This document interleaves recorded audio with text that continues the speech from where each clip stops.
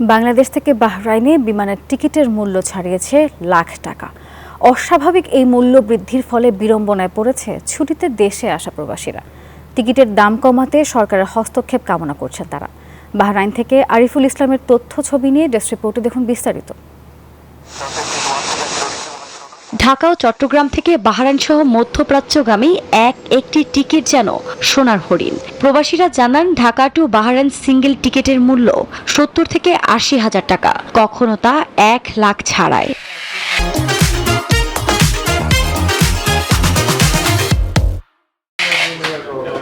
দেশটিতে কর্মরত অধিকাংশ প্রবাসী স্বল্প আয়ের।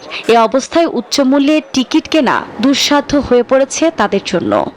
আমরা আসলে যারা বাহরাইন থেকে রিটার্ন টিকিটে বাংলাদেশে যাই, অনেকে দেখা যায় আসার সময় টাকা থাকে না, সেক্ষেত্রে সে জমিন বিক্রি করে বা কারো থেকে ধার নেয়, স্বর্ণালংকার বিক্রি করে এবং টিকিট অনেক এক্সপেন্সিভ। একই গন্তব্যে পার্শ্ববর্তী দেশের টিকিট মূল্য তুলনামূলক অনেক কম বলে জানান প্রবাসীরা। বাহরাইন থেকে যেখানে প্রবাসী বাংলাদেশিরা দেশে যেতে খরচ হচ্ছে মাত্র 20,000 টাকা, সেখানে বাংলাদেশ থেকে একই ফ্লাইটে ফিরতে লক্ষাধিক টাকা গুনতে হচ্ছে। আমরা যদি তুলনা করি পাশের দেশগুলোতে, ভারত বা নেপাল, ওই দেশগুলো থেকে বাহরাইনে ফিরতে 20,000 টাকা বা তার অধিক খরচ হচ্ছে। সিন্ডিকেটের কারণে এই পরিস্থিতি বলে অভিযোগ তাদের। আসার জন্য যখন আমরা আসতে চাই, একটা টিকিটের দাম 300 দিনার, 320 দিনার, 280 দিনার এরকম হয়ে যায়। আমরা এই স্যালারি থেকে আমরা কিভাবে বাংলাদেশে যাব?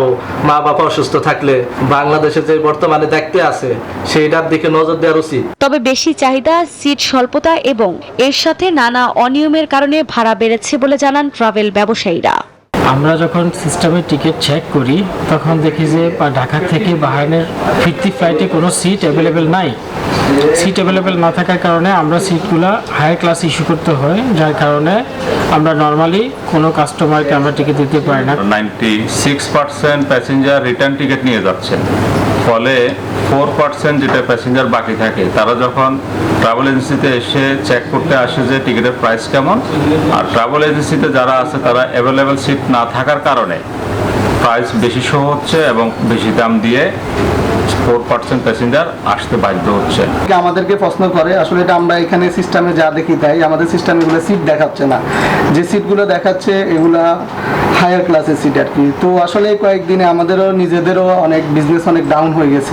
এই সমস্যা দ্রুত সমাধানে প্রধান উপদেষ্টা ডক্টর মোহাম্মদ ইউনূসের হস্তক্ষেপ চান বাহরাইন প্রবাসীরা। Desk report, news 24।